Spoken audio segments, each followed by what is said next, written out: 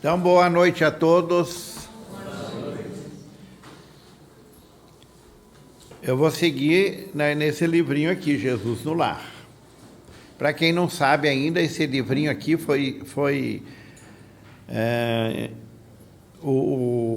quem psicografou foi o Chico Xavier, mas ele foi intuído pelo espírito chamado Neio Lúcio.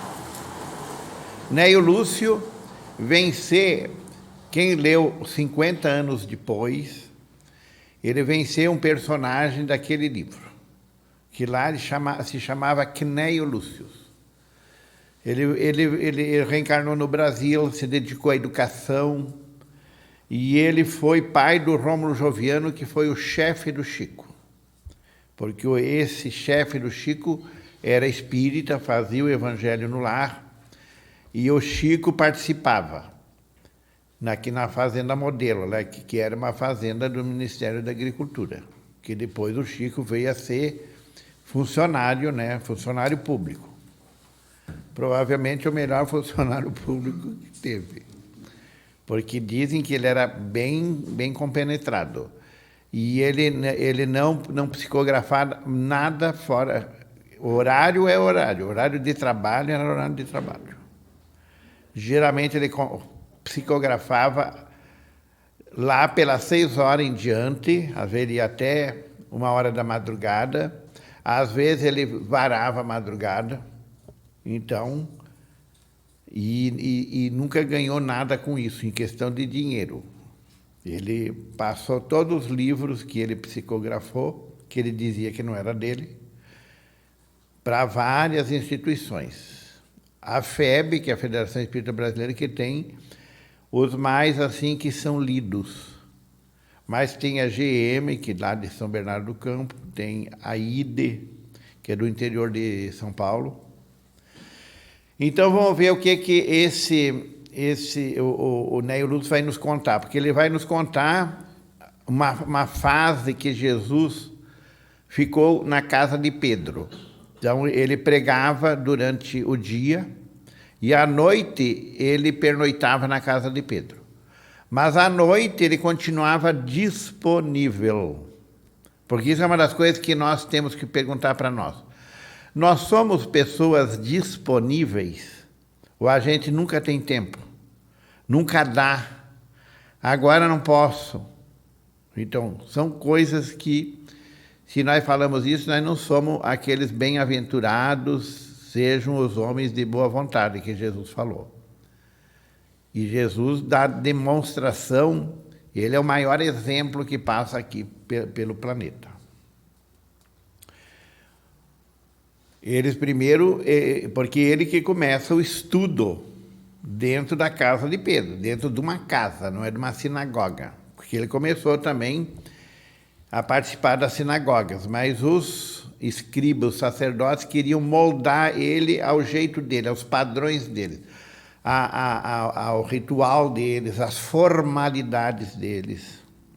E Jesus não, ele estava preocupado era com o ser humano, o que ele poderia transmitir para o ser humano, e não como ele poderia se exibir para o ser humano. Então, hoje eu vou falar sobre a lição 7.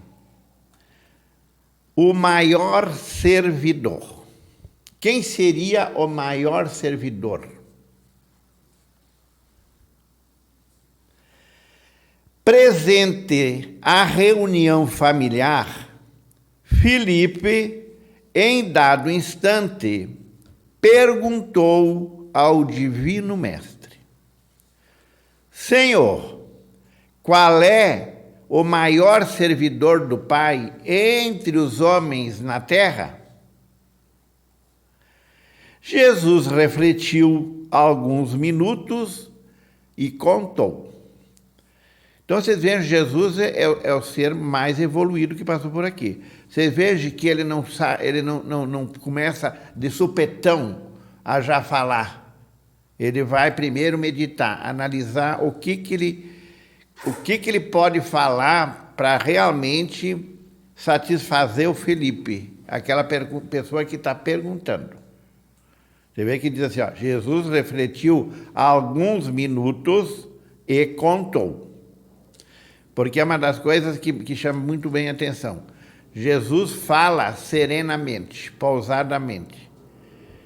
E ele também analisa se uma coisa que ele fala, as pessoas têm que pensar um pouquinho mais, ele dá uma parada.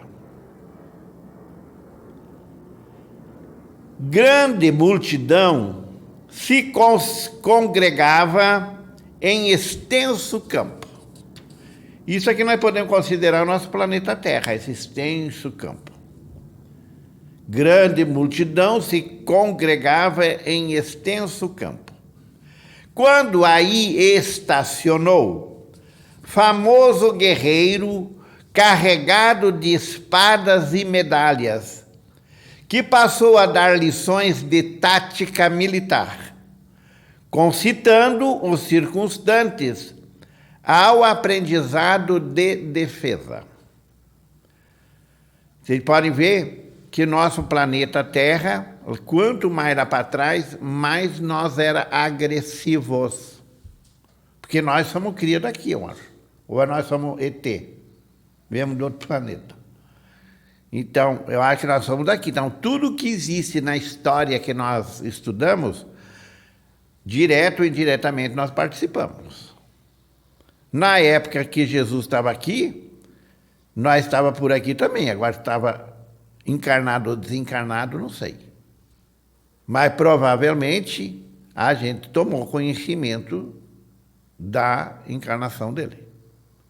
E aí?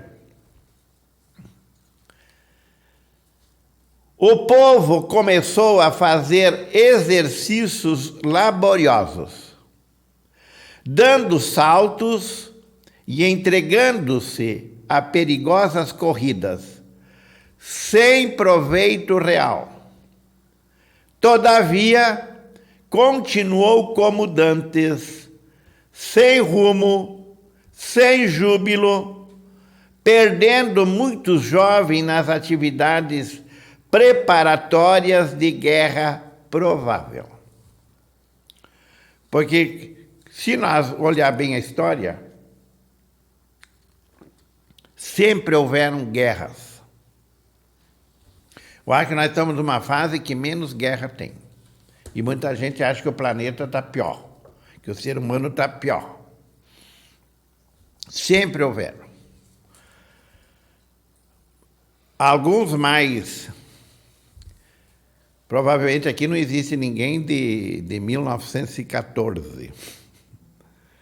É a Primeira Guerra Mundial. 1940, por aí, começa a Segunda. Pouco tempo. Por que mundial? Porque envolveu todas as nações praticamente. O Brasil se envolveu. Não, mas chegou, quer dizer... Não tinha os pracinhas lá que foram na Itália, e que às vezes, hoje, claro, cada vez vai diminuir menos. Mas no 7 de setembro sempre tinha pessoas que fizeram parte, foram esses pracinhas que desfilavam.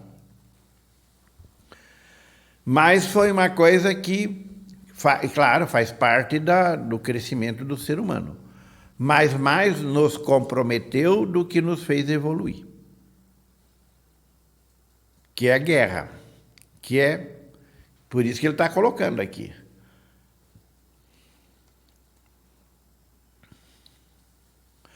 Logo depois, apareceu na mesma região um grande político, com pesada bagagem de códigos, e dividiu a massa em vários partidos, declarando-se os moços contra os velhos, os lares pobres contra os ricos, os servos contra os mordomos.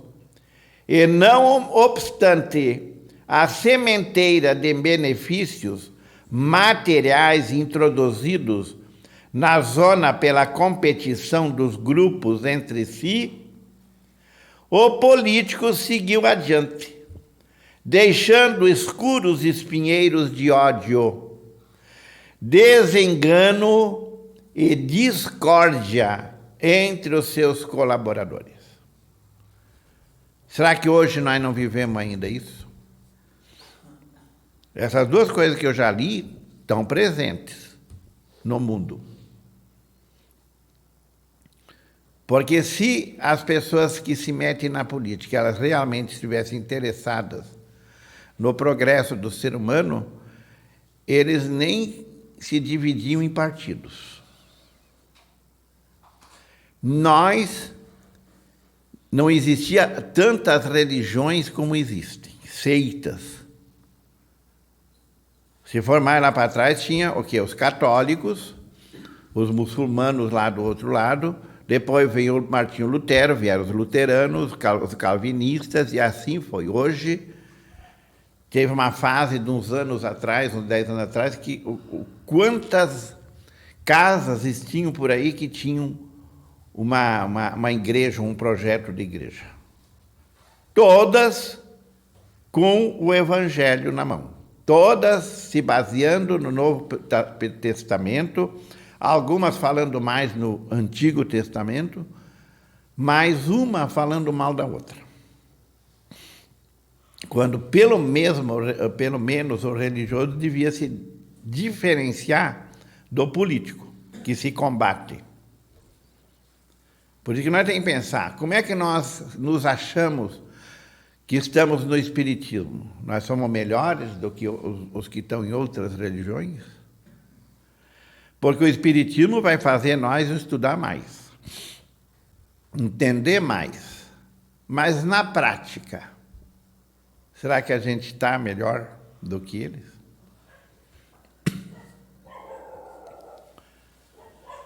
Depois dele surgiu um filósofo, sobraçando volumosos alfarábios, e dividiu o povo em variadas escolas de crença, que em breve propagavam infrutíferas discussões nos círculos de toda a gente. A multidão duvidou de tudo. Parece a nossa época. Até mesmo da existência de si própria. A filosofia, sem dúvida, apresentava singulares vantagens, destacando-se a do estímulo ao pensamento, mas as perturbações de que se fazia acompanhar eram das mais lastimáveis, legando o filósofo muitas indagações inúteis aos cérebros menos aptos ao esforço de elevação. No tempo do Sócrates, Sócrates é considerado o maior filósofo. E tem o Platão, seu discípulo, tem aqueles outros lá. Mas, naquela época, tinha os sofistas, que se diziam filósofos. E quem foi que condenou o Sócrates? Não foram eles? Os próprios que se diziam filósofos? Que hoje eles são colocados entre os sofistas. Sofistas são pessoas que ficam filosofando, que não tem muito pé nem cabeça. Ficam enchendo a cabeça, que muito de nós faz, por aí, até no espiritismo. Principalmente em grupos de estudo, a gente fica muito filosofando coisas que às vezes... E o pior é quando a gente fala e também ouve o outro. Ainda bem, mas o pior é quando a gente quer manter a opinião da gente. Porque se eu penso assim, tem que ser assim. Então, ele deixa bem claro aqui, a filosofia até faz pensar. Mas ela também pode ser... Porque nós, seres humanos, a gente tem uma tendência a se fanatizar. A partir do momento que a gente se torna meio fanático, seja lá no que for, a gente começa a ficar cego. Porque só vê aquilo que você acredita.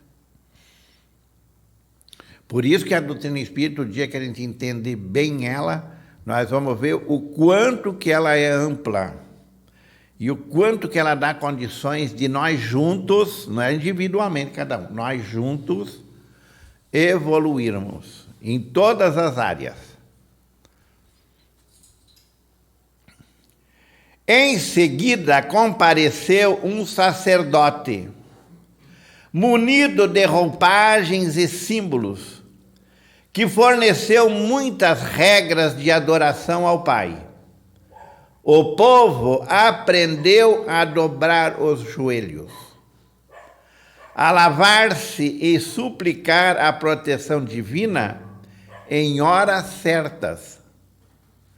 Entretanto, todos os problemas fundamentais da comunidade permaneceram sem alteração. Comunidade, comunidade. Será que a gente pertence a uma comunidade? Nós somos de uma comunidade? Ou somos pessoas individualistas que se cruzam? Porque o termo comunidade já abrange amizade, fraternidade, solidariedade. Que se nós formos olhar bem assim, eu me criei numa colônia alemã. E eu me lembro que o pessoal era muito, quando precisava, nesse lugar existiam os católicos e os luteranos. Mas eles se davam muito bem. Naquela época que eu era criança, uma igreja ficava num extremo da vila, outra ficava no outro extremo. Depois que eu já tinha quase uns 30 anos, uma vez o meu irmão convidou, vamos lá em São José, que tem uma festa lá, da Igreja Católica. Aí lá fomos nós, que já fazia tempo que nós não ia lá. Quando nós chegamos, eu vi que a igreja tinha mudado, ela estava para o centro da vila. E aí outra coisa que eu estranhei também, é que a igreja luterana também veio para o centro. E que a igreja católica estava num lugar, tinha o salão paroquial, e do outro lado tinha a igreja luterana. Daí sabe o que eles me contaram? O salão paroquial era das duas. Então, eles não estavam, se uniram. Então, isso, muitas vezes a gente vê seres humanos, comunidades que já têm um certo progresso.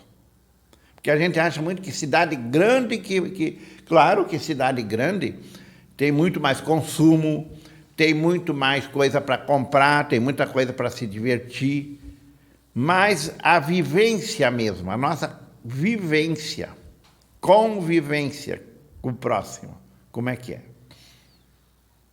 As próprias famílias, como é que é a nossa convivência dentro da nossa família? Quem são nossos parentes? Como é que a gente trata os parentes? Que muitas vezes a gente é apresentado num lugar ou no outro, né? Porque tem um aniversário, porque tem um casamento, aí é apresentado, mas... E muitas vezes a gente ainda faz aquela história. Se fulano for na festa, eu não vou. Então, como é que é o nosso parentesco? Como é que são essa nossa convivência com esses aí que Deus colocou, porque nós somos comprometidos com eles?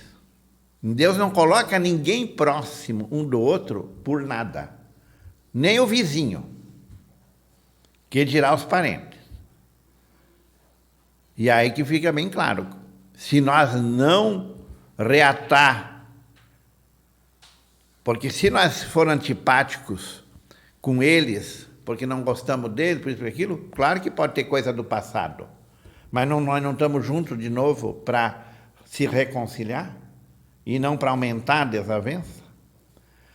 Então, é essas coisas que nós temos que pensar muito, porque o ser humano ele só evolui quando ele vai aprendendo a lidar com outro ser humano.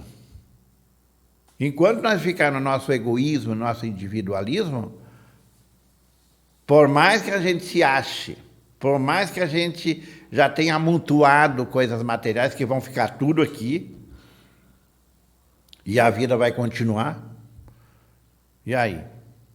Será que o nosso destino vai ser umbral? Que umbral, quem leu o livro Nosso Lar, é cada um por si, Deus por todos. Será que a gente muitas vezes não vive isso aqui? No extenso domínio, não havia diretrizes ao trabalho, nem ânimo consciente, nem valor, nem alegria. A doença e a morte, a necessidade e a ignorância eram fantasma de toda a gente. Como é que é a atualidade? Esse extenso domínio, podemos colocar o planeta Terra. Não havia diretrizes ao trabalho, porque uma das coisas é que a gente tem que trabalhar. Mas nós sabemos no Brasil que o nível dos desempregados sempre é grande. Aqueles 14% ali, que parece que sempre ficam ali, ó, 14% que não tem emprego.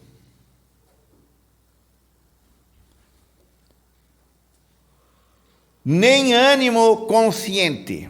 Como é que é o nosso ânimo dentro dessa comunidade, dentro desse mundo que nós vivemos? Nós estamos animados ou nós somos aquelas pessoas que só vemos coisa ruim, só criticamos, só vemos defeito nos outros?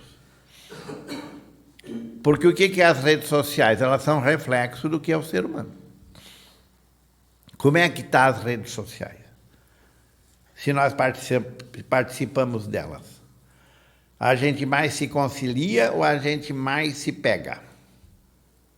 Por causa de pequenas ideias, que a gente deveria já estar num nível onde é que a gente deveria respeitar mais uma ideia do outro. Porque é com as ideias que também nós vamos evoluir. Porque nós precisamos sempre, tudo nós. Aqui só Deus sabe quem é o espírito mais antigo aqui. Quem é o espírito mais evoluído. Porque se nós for pegar pela aparência, nós vamos errar feio. Porque cada um está vivendo uma situação de reforma íntima, de evolução. Tem muita gente que a gente considera dentro dos nossos padrões como um João Ninguém, e esse João Ninguém pode ser um João Alguém, e o João Ninguém pode ser eu, em relação à evolução espiritual. A doença e a morte, a necessidade e a ignorância eram fantasma de toda a gente. Doença e morte. O que está acontecendo atualmente conosco é uma lição para nós. Agora depende se nós estamos aproveitando essa lição. Porque quando se trata, já não é uma epidemia que é um resgate local. Quando é uma pandemia, é um resgate mundial. É um resgate. Se nós estudar direito o espiritismo, porque a maioria de nós espíritas não estuda o espiritismo realmente, porque para estudar o espiritismo nós não podemos ficar só no espiritismo, nós temos que juntar muitas outras coisas. Ó, Jesus está lá, na casa de Pedro. Eles estudam lá o Antigo Testamento, o Velho Testamento, que está lá na Bíblia. Eram os livros que eles tinham na época. Então, ele começa a incentivar isso. Que hoje, o Espiritismo é o que mais incentiva o estudo nas casas espíritas. Porque quando acontece essas epidemias ou pandemias, que é um resgate coletivo, é porque a gente se comprometeu junto. É mais fácil nós se comprometer um com o outro do que sozinho. O resgate vai ser... Por que que existe esses acidentes coletivos? Onde é que todas aquelas pessoas que estavam lá, num avião, num trem, num ônibus, num navio, tiveram que passar por aquilo? Porque se fica bem claro que nada acontece por acaso, então tudo está ligado. E na nossa situação de hoje, como é que foi o nosso comportamento nessa tal de pandemia? Porque o que fica bem claro no cristianismo, o espiritismo, que é a continuação, que se nós não for solidários, fraternos, nós vamos ficar por aqui. Ou não tiver vontade de ser. E como é que a imprensa mundial e tudo agiram? São aquelas pessoas que estão num certo comando. Isso tanto pode ser na política, nos meios de comunicação, em tudo. Como é que a gente se portou? Por que que a gente usa máscara? Será que é realmente para não contaminar os outros? Ou é para os outros não me contaminarem? Como é que eu ajo dentro da minha família quando alguém estava sabendo lá, aquele lá está com Covid? O que que a maioria fazia? Ia lá ser solidário com ele? Incentivar ele ou ela? Não, todo mundo dá no pé. Então isso já é uma prova de que nós não passamos na prova. Porque quando nós tínhamos que ser solidários, nós não fomos. O que é melhor, morrer defendendo as pessoas, sendo útil, ou ser um velho rançoso, murrinha, que fica ali agarrado no cadáver? Ah, mas eu fiquei até 100 anos. E daí? Foi útil? Então, nesses momentos é que são as provas. Por isso, essa história aqui ela vai cair nisso aí. Certo dia, porém, apareceu ali um homem simples. Não trazia armas, nem escrituras, nem discussões, nem imagens, mas pelo sorriso espontâneo revelava um coração cheio de boa vontade. Guiando as mãos operosas, não pregava doutrinas espetacularmente.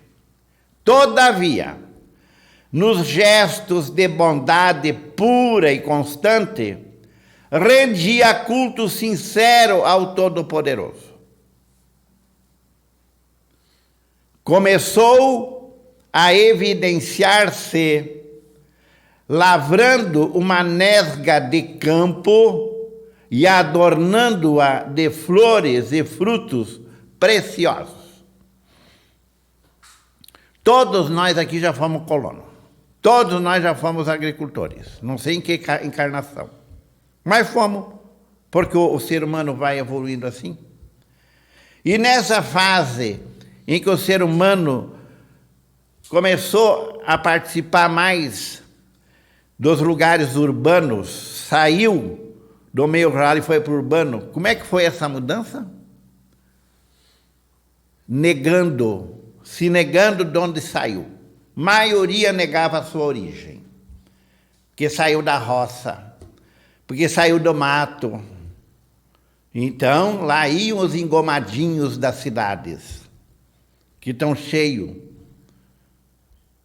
E a gente se achava, né? Porque estava nas grandes metrópoles, nós estava acima daqueles muitos parentes que ficaram lá na agricultura e continuaram produzindo, alimentando.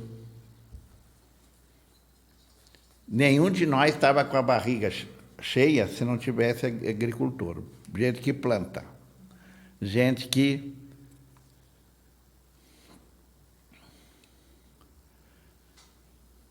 conversava com os seus companheiros de luta, aproveitando as horas no ensinamento fraterno e edificante. Minha parceira com Jesus. Jesus nunca parava de dar atenção para as pessoas. E transmitia suas experiências a todos os que se propusessem a ouvi-lo. Eu transmito minhas experiências para os outros ou eu fico fechado? Porque senão os outros vão me passar à frente. Velha competição.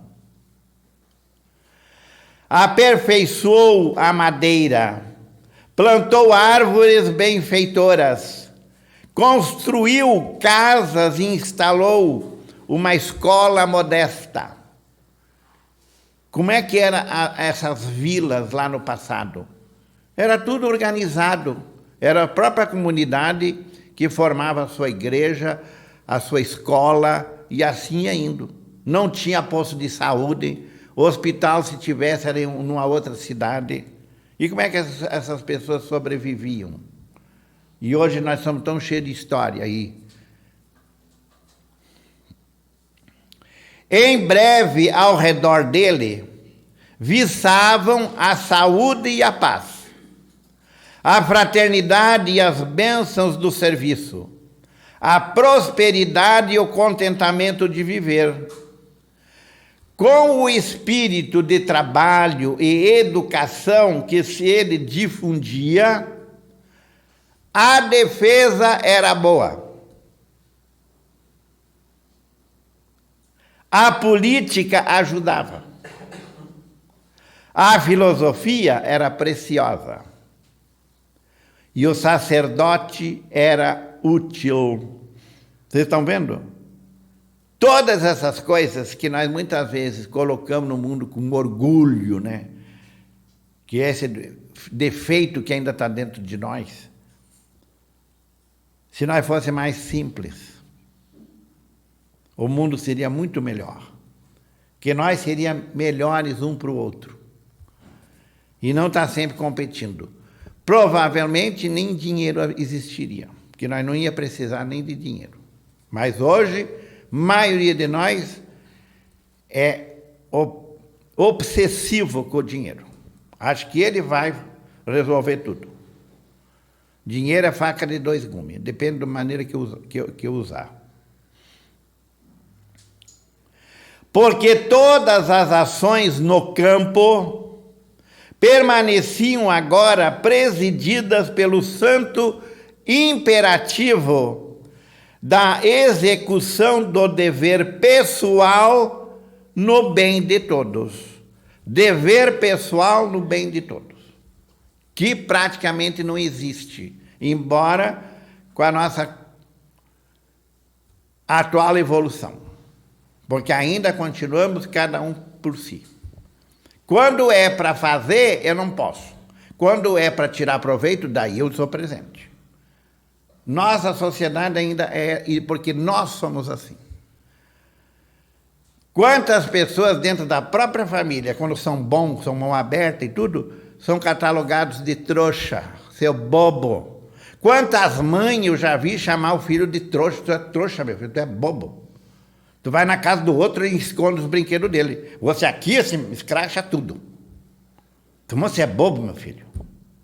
Então, pensando que nós estamos defendendo os filhos, nós estamos ensinando eles a ser orgulhosos e egoístas. E enquanto for assim, nós vamos ficar reencarnando. E tem a peneirada, né? Tem muitos de nós que não pode ser que não fique aqui. Que muita gente que esteve aqui já não volta mais, porque não melhorou nada. Calou-se o Cristo, mas a assistência reduzida não ousou qualquer indagação. Jesus, o espírito mais evoluído do planeta, estava com poucas pessoas numa casa simples de um pescador. Após contemplar o horizonte longínquo, em longos instantes de pensamento mudo, o mestre terminou. Jesus dá um tempo para que eles pensem, para que eles raciocinem, meditem. Agora ele vai terminar.